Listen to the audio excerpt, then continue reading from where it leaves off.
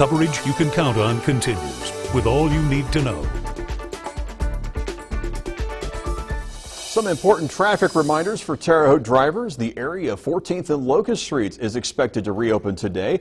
That's after a sinkhole was found. City officials told us a clay sewer tile broke under the asphalt and caused the road to collapse. Water crews were working in the area when the hole was discovered. Meanwhile, work continues at several railroad crossings around town. This includes at Erie Canal at South Houseman, at Washington and College between South 14th and 15th Streets, Walnut Street between 9th and 10th and a half Streets, Elm Street from 10th to 9th Street, and 3rd Avenue at 11th Street. A Terre Haute man should be in court tomorrow after a weekend standoff. Michael Medley faces charges of pointing a firearm, criminal recklessness, and intimidation. Terre Haute police said it stemmed from an argument between Medley, his girlfriend, and her friend. Police were called to 1415 5th Avenue around 1:30 yesterday morning. Officers said shots were fired during an argument, and Medley even pointed the gun at himself. A Terre Haute man faces charges for what police describe as a scuffle. It happened around 8 o'clock Saturday night. Police said they were trying to arrest Nicholas Lafredo for a warrant near 16th Street and 6th Avenue. As Lafredo was resisting arrest, police said a handgun fell from him and onto the ground. Police said the gun's serial number was defaced. Lafredo faces charges of resisting arrest, possession of marijuana, and 2 counts of operating a vehicle while intoxicated. He'll be due in court tomorrow.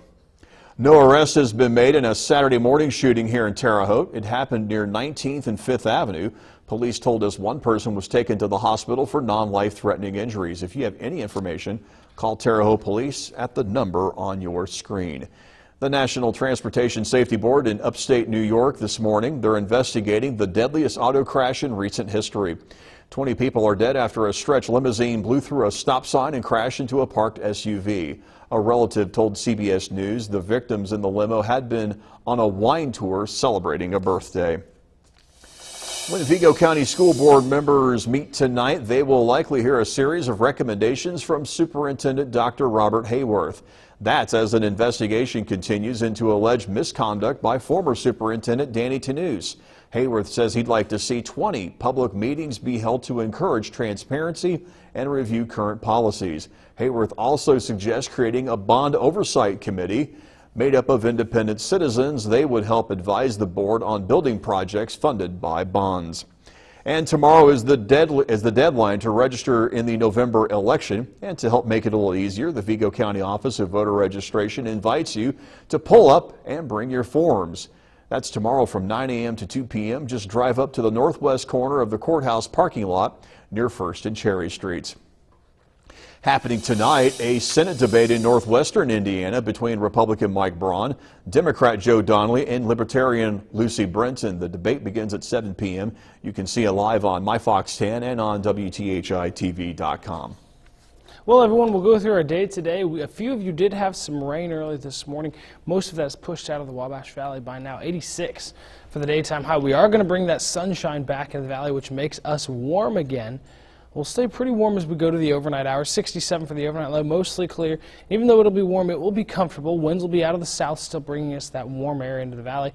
Continuing this trend tomorrow, 84 for the daytime high. We'll start to bring in some clouds, though, and then later into the afternoon and evening, that's when we'll start to bring in a chance for rain. We hang on to this chance for rain the next couple of days, Tuesday and Wednesday. Wednesday will be our day with the best chance for rain. But as that rain moves through on Wednesday, finally starting to cool things off. 78 for the daytime high on Wednesday. And as that rain pushes out, that cold front comes through. And, John, it's a strong cold front. 61 as we look toward Thursday, and then down to the 50s as we look toward the weekend. 58 with another chance for a few sprinkles as we look to Friday. 59 on Saturday, 59 again on Sunday. So we are dealing with that heat right now, John. So I hope that, everyone's kind of kept those shorts out still. They're definitely still going to need that. Not sweatshirt weather yet. But sweatshirt weather looks like it's coming as we look toward the end of the work week. And it's that fall-like weather that some people have been calling for. Not everybody. Yes, not quite everyone. Some people do still like this summertime weather. I know Rick Simler, he loves the heat. I always talk to him about the heat. But yeah, a lot of people do also like this fall-like weather. So if you're waiting for it, we're going to get it later in the work week. Just wait a couple of days for it. Got to get through some rain, got to get through some heat. but it's coming. Also, just in time for Cover Bridge Festival. Exactly. Just like fall, Covered Bridge Festival, nice temperatures. So good timing. Thank you, Chris. And that'll do it for News 10 this morning. CBS This Morning coming at you at the top of the hour. Have a magnificent Monday.